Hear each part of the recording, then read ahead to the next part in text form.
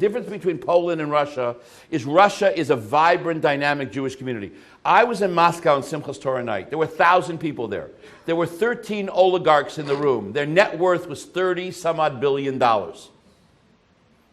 Now, what shul in America has people worth $30 billion in the shul for dancing?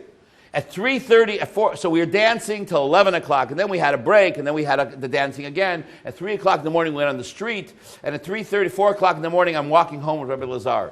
You'd think he'd be impressed that he had these oligarchs worth $30 billion.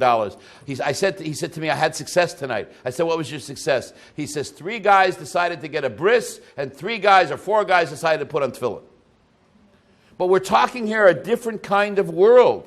You know, there was a row of Mercedes in front of the shul, each guy with a driver and bodyguards, and these guys are dancing inside like everybody else. They run the economy of Russia. The difference is we're the Jewish establishment in Russia. There's no Jewish Federation. We are the Jewish Federation. There's no ADL. We are the ADL. There's no AJC. We are the AJC. Judaism in Russia is run 98% by Chabad.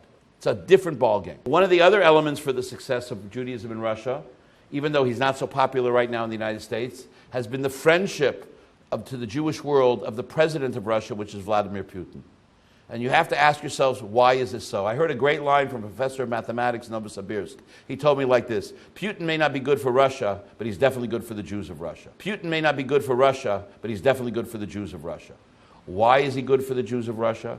Because when Putin was a young child, he lived in an apartment building in St. Petersburg.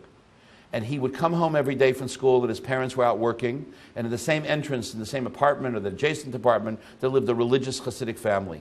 And when he would come home and there was nobody to take care of him, they would do his homework together with him, and he spent his youth growing up basically in the house of an Orthodox Jew. So he feels a tremendous sense of hakaras hatov, of recognition for good to the Jews, and what he got. All his childhood friends were Jews.